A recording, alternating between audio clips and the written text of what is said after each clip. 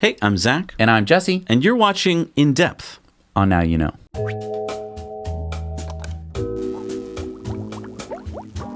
Brought to you by abetterrouteplanner.com. Plan a complicated trip in an EV using abetterrouteplanner.com. And sponsored by our friends at the solar-powered hotels in Schaumburg, Illinois, the Fairfield Inn and Suites by Marriott and the Town Place Suite Hotel right next door. They're both connected, they're both solar-powered, and they both have EV charging. And brought to you by Bior, or Build Your Own Robot Kit.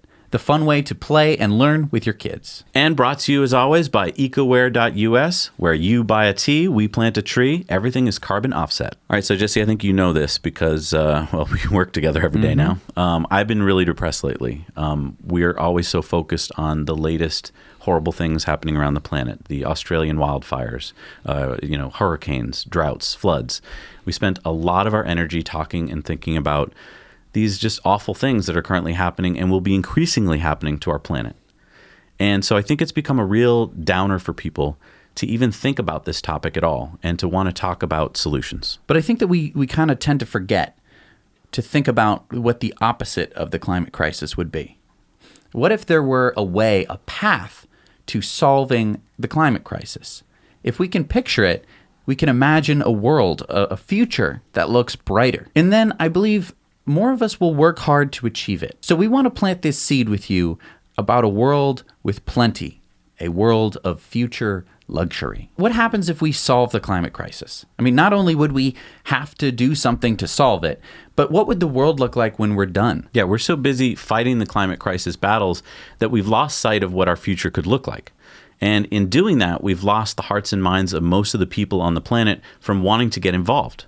I mean, it's so depressing. But what could we look forward to if we removed this threat? Why should we work hard for a future if we can't even imagine it? Because the world won't look as it does today, minus the climate change. We could have a world transformed into something even better. And imagining that positive future is what will attract more people to become involved in the sacrifices needed to make it happen. So if I told you that if you sacrificed today, your life and your kid's life would be better tomorrow, would you do it? Chances are you're already doing it. I mean, you're going to work, you're saving money. You're not just sort of living this crazy Las Vegas lifestyle. You're doing that already. So let's start looking at this bright future so we can see what we're sacrificing for. The future will need to be run on clean, renewable energy. But I mean, what does that mean for our lives? So first of all, there will be health benefits. There will be less deaths and diseases caused by pollution. So we're talking about a better quality of life. There will also be less noise pollution, among many, many, many other health benefits. And there's going to be energy savings. Right. The sun and the wind are free. This means that the cost of energy will be extremely low. Now, I can understand you'd probably, what? That doesn't, my energy bills keep going up. But right now, solar and wind are the two cheapest forms of energy generation. And these aren't fully mature technologies yet. The economies of scale will see an even further reduction in energy prices. And I mean, there's other implications, right? I mean, clean energy is proven to work the world over in rich nations like the US and Europe, all the way to the developing world.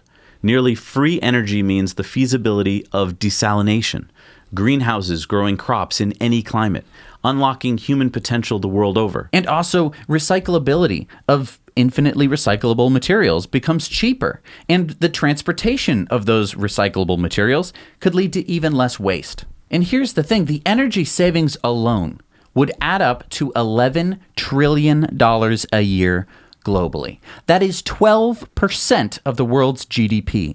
If it were a nation, it would rank number 3 on the list of GDP, just behind China. And don't take our word for it. Check out this study, The Impacts of Green New Deal Energy Plans on Grid Stability, Costs, Jobs, Health, and Climate in 143 countries. And we'll put the link down below. It's a pretty comprehensive study on if we switch to wind and solar energy. And that's not even to mention the amount of money we would save not having to mitigate climate change, which is estimated to cost as much as switching to renewable energy. In a year. Yeah, so I mean, explain that. So in this study, they look at how much it would cost per year to face the costs of climate change. So we're talking about people losing their homes. We're talking about the continuation of business as usual energy generation, so all of the health costs associated with it. And it's estimated that we would be saving roughly $60 trillion a year because the alternative is to face climate change and to continue having all of these health problems because of the business as usual energy generation of coal, oil, and natural gas. That's a really good point. So many people don't count the cost that we're going to have to pay because the world is changing. So when people are saying like, oh, but it would cost so much to change our infrastructure over to a clean, renewable energy grid, they aren't taking into account what the cost would be if you don't do that. It's sort of like saying, oh, I don't want to pay to get my license renewed. That's a lot of money. And you're like, but then you're going to get pulled over one day and your license is going to be expired and you're going to be in huge trouble and it's going to cost you way more. And you're not going to be able to travel in a car anymore. Exactly. And here's another cost that we don't really talk about much, but a world without oil and low costs of energy and $11 trillion of extra money is a world with less war. More recyclability means that there's less need to extract resources from areas rich in those resources and to ship to areas poor in those resources because you'd be throwing away less. This leads to less wealth inequality, which in turn could lead to even less war. I mean, just taking oil out of the equation is a huge driver of war currently.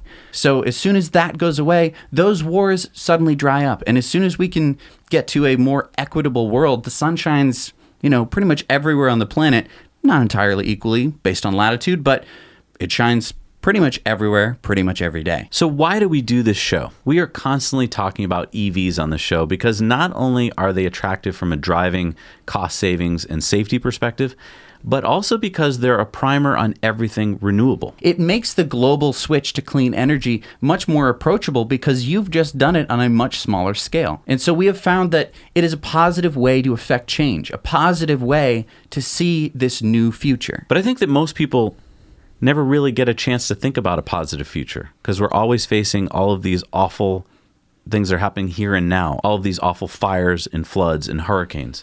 And we only hear that there's worse to come. Right. And so it's super depressing. And the alternative for a lot of people is just to not to think about it at all. If our leaders and our educators don't show us a future world that's appealing, then life becomes a game of escaping reality. And here's what escaping reality looks like. So we're racking up debt on Earth's credit card, which looks very similar to when your neighbor is racking up debt on their credit card. From the outside, it looks like they're having a wonderful life, right? Right. Vacations, new cars, renovated kitchen. Yeah, and so there's this peer pressure. You're living right next door to them, and they're always having these awesome things. You're like, I want to do that too. I want to keep up with them. I want to go on vacation and have a new car like they do. Mm-hmm. And so what we have here, because people aren't seeing a bright future, is they want to fulfill their immediate needs. Right. There's no reason to delay gratification if there's nothing to delay it for. If you think that your future world is going to be awful, you might as well live and enjoy yourself now, right? Right. But the problem is that delayed gratification is what gets us to success in this world. The reason you're here watching the show right now and you can understand us is that you learned a language, and that took years of your life to do. You had to delay doing more fun things like eating candy and playing in the park, and you had to go to school and learn to read. But right now, it's like we're on this tipping point. It's sort of like this is the summer of 2007, or this is, 1929. This is right before a crash. Yeah, now with hindsight, this seems incredibly stupid, right? Why would we keep spending money that we don't have? We know it's going to lead to a problem.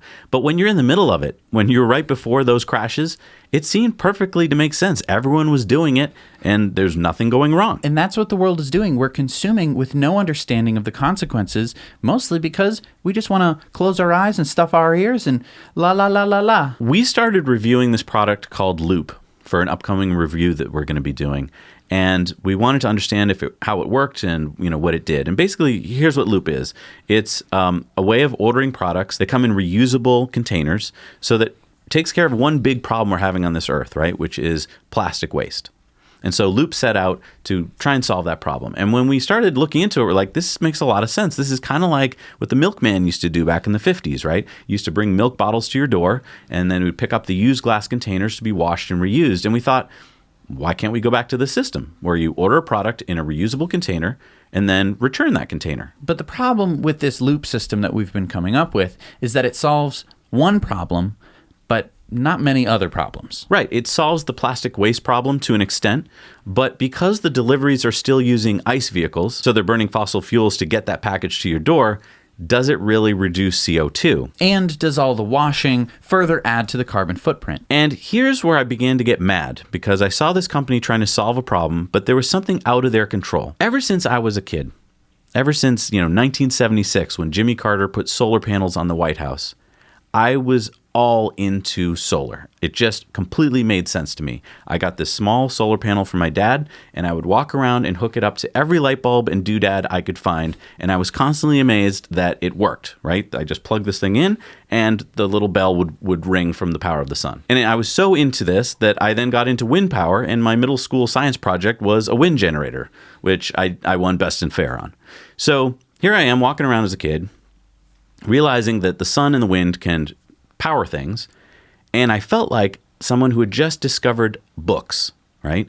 When you're a kid, remember that time in your life when you discovered, oh my gosh, these books, they're amazing. Well, imagine now that you've discovered these books, and you begin to look around, and no one else has books.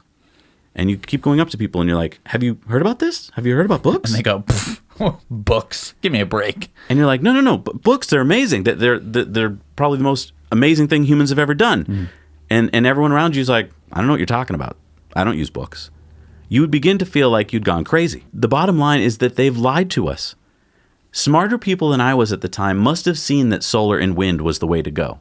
Yes, it was expensive because it was a new technology, just like it was expensive to build the first factory or to drill the first oil well. But with economies of scale, those smart leaders must have known that the price would drop. But here's the thing. The sun is free, the wind is free, so there's no money to be made in it. At least, not the kind of money you could make with a limited resource. Right. Limited resources. That's where you control this limited thing, oil. And you can get incredibly rich because you own the land that it's on. You control it. And so everyone else has to come to you and pay your price. And that's why we're stuck with this problem on this planet, because we've set up a system that rewards people for delivering these limited resources to us. We never looked to first principles. We just believed that solar and wind couldn't be the solution. I remember asking the question, why can't solar panels go on every roof and solve the problem? Well, the sun goes down at night. What are you going to do then? And that was the end to most people's argument. They're like, oh yeah, sun goes down at night. Or with wind, why can't you put wind turbines everywhere? What happens when the wind stops blowing? And so we've been lulled into believing that wind and solar are not the answers. These other crazy things, oil, gas, coal, they're the answers. Even though they kill people and we kill to get it out of the ground. This is what you should use to power your life. Fossil fuels. And it's so frustrating because if tomorrow we woke up and our leaders were on board with wind and solar, we would quickly solve many of our world's worst problems. Now, I'm not saying that renewable solar and wind energy will be absolutely free. But when we do shift our energy systems to collecting our energy completely from the sun and wind, energy will be virtually free. We do not pay the sun to shine on us every day, and we do not pay the wind to blow. Yes, we do pay for the building of wind generators, solar panels, electrical connections, and batteries, but those costs are a fraction of what we pay drillers, miners, trains, pipelines, power plants, nuclear waste storage, and the military resources to fight wars for oil. Again, it's $11 trillion in energy savings if we switched from business as usual to wind and solar. $11 trillion. It's not that we're paying some mythical energy god this $11 trillion and this is our sacrifice and we burn it. We're giving it to people. We're giving it to these energy conglomerates, these people who own lots and lots of oil and lots of coal. $11 trillion a year. And so if I were paying you $11 trillion a year, what would you do to protect that? You would do absolutely anything because that is so much unbelievable money and you could do whatever you wanted to do. And to my knowledge, there has never in human history been a war between countries over the wind or sun, but there have been countless wars over oil. Do you see why we've been told that we can't make this shift to wind and solar energy? Because it would change the dynamic of how our power systems, our governments, our corporations, and our laws are currently built. There are many powerful people who stand to lose if we make this shift, and they have been fighting this shift with misinformation for decades. As we each discover how clean energy is actually better and cheaper, we begin to question why we can't use clean energy technology in other parts of our lives. So we advocate for EVs because if you drive an EV and you realize how antiquated and awful your ICE car was, you begin to question what else is awful? What else can use this clean technology? Can I power my house with solar panels and batteries? Why can't we power the whole country this way? And going back to that loop equation, loop kind of solved the plastic problem, right? But it didn't solve for CO2, but that's only because the transportation part of that equation was still using fossil fuels. But what if transportation was completely electric? And what if that electricity was 100% clean? Then you can move stuff around with virtually no CO2 produced. Then you can take an aluminum container, ship it around the world, and when it gets too dinged up to keep putting pasta in it, you can smelt it down and start over for virtually free. No carbon, practically no energy cost. When you start picturing this world, you begin questioning everything about the way we're doing it today. So for instance, let's take something that's ubiquitous, right? In this country, cardboard boxes that arrive on your doorstep from Amazon. And you begin to wonder, why couldn't that cardboard box be replaced by an aluminum flight case with recycled foam liners? You could call it, Amazon Green.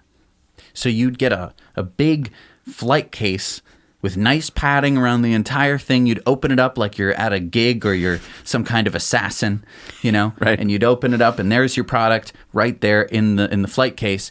And what, you'd have paid for a deposit on the flight case, and then the next day an Amazon electric truck comes and picks it up and puts something else in it. Right. And I got this idea from Loop. They deliver a big foam case with all of your stuff in it that you put a deposit on, and then you return that case to Loop when you're done. So it can work. But today, that makes no sense, right? How could this aluminum compete with cheap, plentiful cardboard boxes? Right. Cardboard's lighter. So it's better to use something that's lighter. We hear this all the time about plastic bags at grocery stores. All of these people come out of the woodwork and they're like, actually, hang on, don't buy that canvas bag. Do you know how much resources went into making that? When you could buy this cheap plastic bag, it's like nothing. It weighs nothing. The shipping was nothing. And it's funny because those exact same people don't care about literally anything else. Right. They only care that this plastic bag, it's so cheap and light. And these are the exact same people who are misinforming us about generally everything else. And if you go back to cardboard boxes, those come from trees, and those trees are, I would argue, a finite resource. Yes, you can plant another tree, but as more and more people join this planet, there's going to be less and less room for trees. And a tree doesn't just grow overnight. It takes, 10, 20, 30 years to get a tree worth harvesting. So the problem is we're going to have less and less land, as we're seeing right now in the Amazon, to plant these very valuable trees. And as more and more people go from being poor subsistence farmers to middle-class consumers, we're going to have more and more people that are going to have these cardboard boxes full of stuff delivered to their doors. That's just a reality. And this isn't what we want. We're not saying that we want everyone to have Amazon boxes arriving on their door in developing countries that someday become developed. It's not that we want everyone to be wasteful. But it's that we can't really prevent that from happening. And that's where we get to the future luxury that we titled the show about. When energy becomes free and clean, we completely change the equations that we have been using for decades. Now we can have recycled glass and aluminum for virtually no cost, and you could ship it carbon-free around the world. And in fact, you could ship yourself cheaply and carbon-free around the world. Right. No one wants to have a downsized future. If you remember back in the 40s and 50s, there was the vision of the future, right, in which there were these awesome tales of what the future is going to look like. There was going to be, the Jetsons with flying cars and jetpacks, and everything was going to be clean and shiny. And robot maids and servants would be waiting on us hand and foot. And all those kids grew up looking forward to this future. The hardest part with most environmentalists was that their vision of the future was always so bleak sounding. It wasn't their fault. It was the only viable solution they could point to. So what do you mean? Reducing what you're consuming, ride a bike or drive a hybrid. These always seemed like steps down for most people. Like, oh, but no, I want to have more. I want to do more. I want to get there faster. I don't want to not take a plane because how am I going to do my vacations? And environmentalists, the only solution was to reduce. That's all that there was. And so this is where we get into hippies. It kind of got boiled down into this, quintessential hippie mantra of like, oh, hey man, we're going to run the world on positive energy and rainbows, right? It always sounded so unattainable to the average Joe because it involved losing the luxury that they had. Yeah, no, that's a really good point. I mean, for many, many people, you're not going to get them to go backwards from what they have today. If they're watching Netflix on their computers, then the vision of going to a farm outside the city and reducing all of that stuff is just a hard sell for a lot of people. Mm-hmm. Not to say it's not a bad thing to do. Like, obviously, if that's the lifestyle you want to have, that's a great thing to do. Right. But the bad thing is that it meant that a lot of people got up from the table and left the conversation about how to solve our Earth's climate crisis. Right, because it's just so overwhelming to think like, oh, wait, so the only way to solve this crisis is to stop consuming anything and, to go back to this super simple lifestyle that I have not been raised to know how to do. Right. And that's what we're talking about here. We're selling this idea of a future luxury, a time when energy is clean and virtually free, which allows for so much more abundance. Energy equals food. Yeah, I want to stop right there and make sure that people really understand this point. Food is one of those things we're told we're running out of on the planet, right? There's just more and more people every year, less and less food. We're all going to have food insecurity. But if you have abundant, clean energy, you can have as much food as you want. Now, what do I mean by that? Well, we've already interviewed companies like Solar Foods that are making food basically out of energy. And that's how plants work, right? You put a seed in the ground, you give them sunlight, which is energy, and some nutrients, and you get food. So if you had abundant, plentiful energy, you could have greenhouses anywhere on the planet. Okay, but you also need to water plants. Yes. So let's get to water here.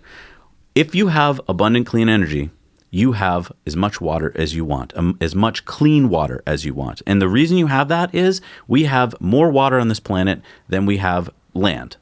The only problem with that water is it's salt water. Right. To turn that salt water into drinkable water, you have to desalinate it. And to desalinate water, you need a lot of energy. But if you have plenty of energy and it's cheap, then you can desalinate as much salt water into clean water as you want. So with the clean water, with the energy, you can put greenhouses all over the planet and grow as much food as you want. Right. And this is just, the tip of the iceberg. We're just talking about the most basic of needs here. And I want to get to those needs for a second. One of the things that our leaders are telling us and have been telling us for decades now is that we're going to be going to war over water in the coming decades because water is getting scarcer and people are going to be coming to your doorstep looking for water. And so you need a military to keep them out of your country. Why don't they focus on solving that problem, which is, as we just pointed out, a very solvable problem? You just need energy and then you have all the water that the people on this planet need. Instead, they don't want to talk about that solution. They want to scare you into thinking that you need to keep your military strong so that they can stay in power. And I understand what you're thinking. You're like, okay, desalination, it's a tough problem. And it is. It's more than just having energy. You don't just, zap some water and suddenly it's clean and drinkable. But if you look the opposite direction and you see, okay, well, what do we do if we don't do that? And you look, okay, we're going to need tanks and planes and laser-guided missiles. Wait, why? Why do we need that if we can just desalinate some frickin' water? So, if we can transition to sustainable energy, as Elon has made it his mission to do, then we get a bright future. And this is why we do this work. Yeah. The future is bright if we go back to first principles and we solve problems together.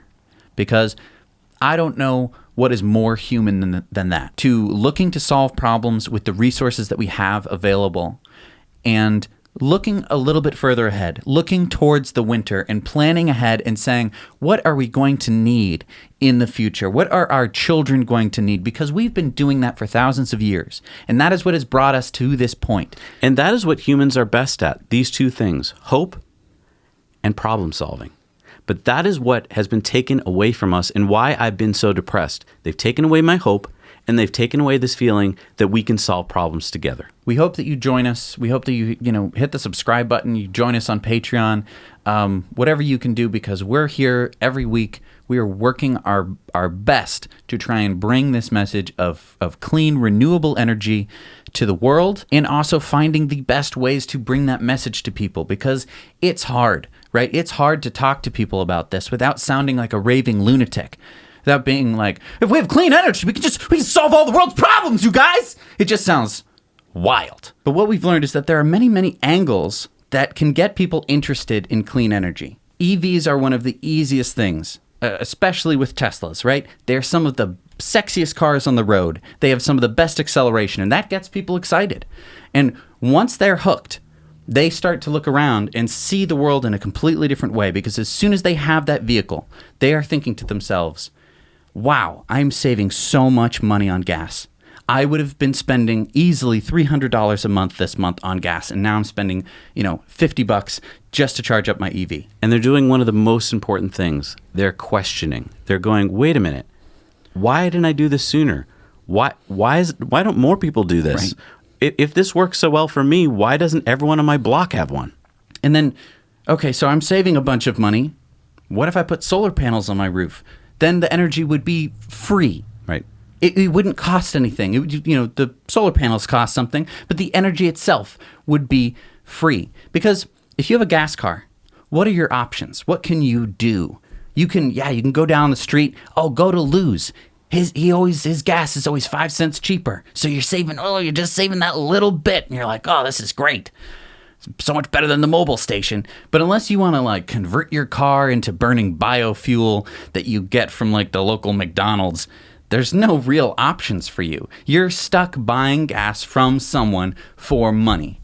There is no option for you to produce your own gasoline. Completely different when you get an electric car. You can produce your energy from almost anything. You could produce it from a stream running behind your house if you wanted to. You could produce it from the wind. You could produce it from the sun. All these things that could be within your own domain. And that's the amazing thing, is that it gets people thinking about that kind of stuff. So thank you for joining us on our journey every week. We really do hope you'll join the show and subscribe, and consider becoming a patron, because that's how we afford to do this every week. And also considering buying a t-shirt. We have done our best to offset these t-shirts to make sure that both the manufacturing, the shipping, and the life cycle of the shirt, that includes you washing your shirt many times, is completely carbon offset. So we plant trees in order to offset the carbon costs of the shirt. In fact, it's carbon negative. Right, because on top of that, we plant another tree. So that way we make sure that it is very, very carbon negative. And what we want to do with these shirts is to start conversations with people. Right. Because when you're wearing something and someone goes, what is your shirt? And you can explain to them, wind is good, coal is bad. That can get a conversation started, and it's those conversations that are going to start to change the world. It is you. You are the person that is going to change minds of people around you. So I really encourage you to do that as well. Thank you so much for watching. Now you know.